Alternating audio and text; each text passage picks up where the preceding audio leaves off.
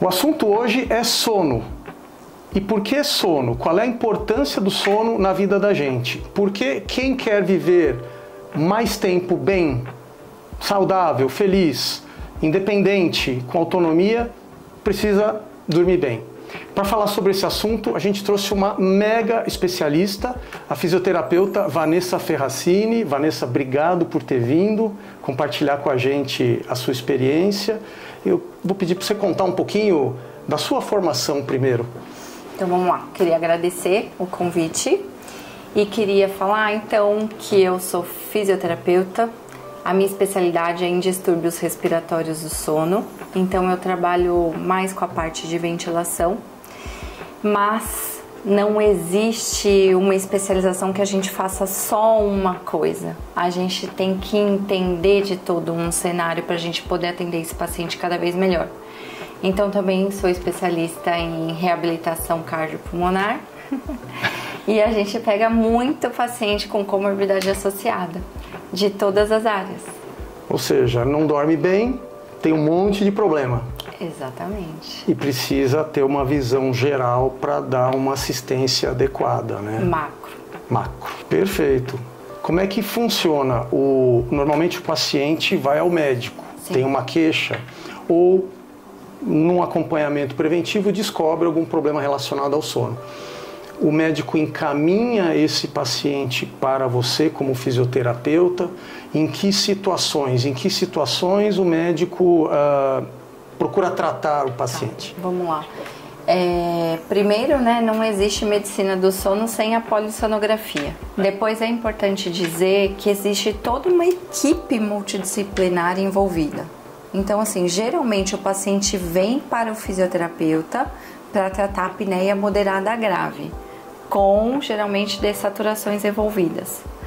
Vamos supor que às vezes é uma apneia leve, um ronco, às vezes pode ir para fonoterapia, para trabalhar toda essa musculatura.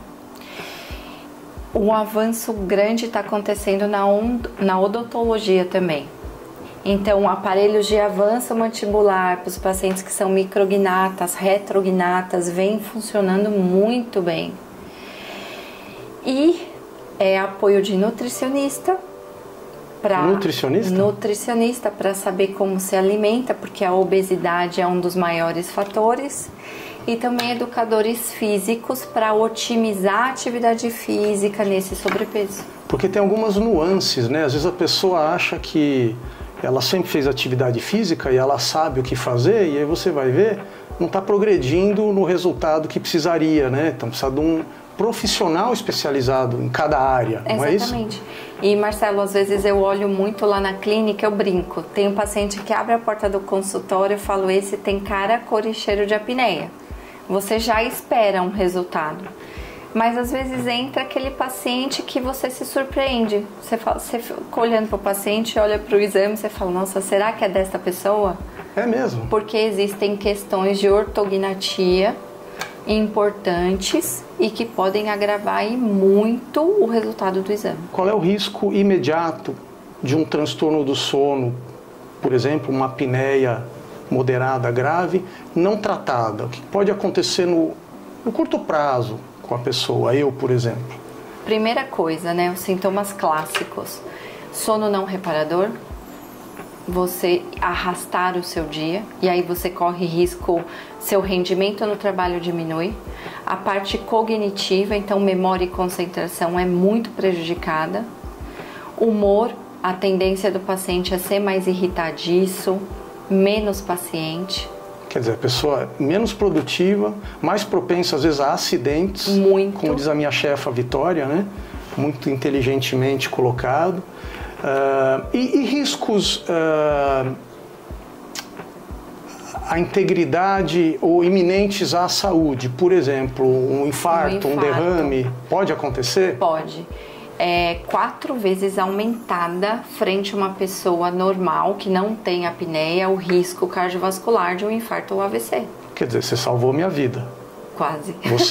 Você e o Caio. Exato. É verdade. Exato. E é engraçado porque eu já fiz várias polissonografias, eu sempre tive insônia e sempre tratei, eu sempre me cuidei, porque eu venho de eu sou produto de famílias com problemas de saúde crônicos graves, fatais, né? Um é coração, outro é câncer, e todos na família tiveram. Então eu sempre me cuidei.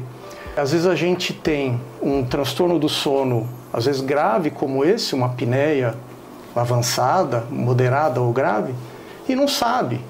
Então, por exemplo, eu sempre fiz polissonografias para tratar a insônia, nunca tinha dado apneia. E quando eu fiz essa polissonografia que me levou até o Dr. Caio e a você, deu uma apneia moderada grave. Só que era uma fase em que eu estava dormindo melhor do que eu vinha dormindo antes. Eu achei que eu estava dormindo bem. Uhum. Então isso é um alerta para as pessoas. É um alerta, porque é uma doença do sono. Se é do sono, às vezes o paciente não tem esses sinais e sintomas específicos. Às vezes, quem sinaliza é o companheiro de cama. Quando sinaliza também. Que fala de um engasgo, de um ronco, que acorda assustado várias vezes.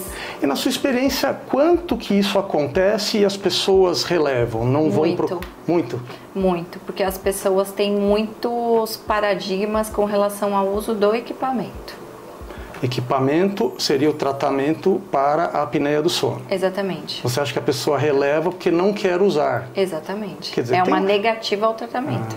Porque tem muito preconceito, né? Muito.